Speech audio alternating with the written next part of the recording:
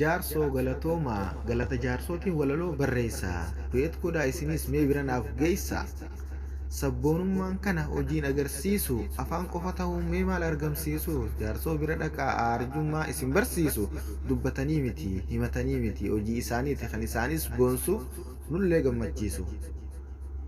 Ona dhibbataa jaaraa wal utubaa garuu hayyuu keessan jabeeffadhaa qaba akka jaarsoo kanatti hayyuu nuuf ol qaba jaarsoodhaan agaree warra hojiin jabaa hawaasa keenyallee isaanii dhaqqaba fakkeenya nuuf ta'an kun hojii bareedduu kan jalqaba.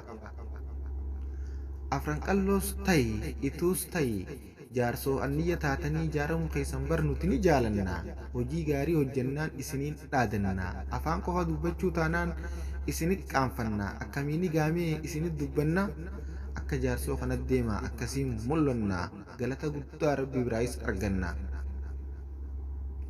Galatoomaa ona jaarsoo hojiin keessan tole isinaa godhugaa warra khayriin galee kan ittiin milkaa'u arraa fi borullee akkaan jedhee ibsuun an dhabe akkaataa onnee ona warra jaarsoo harkadhaa galata isiniif haa kennu riskii dachaan dabalata.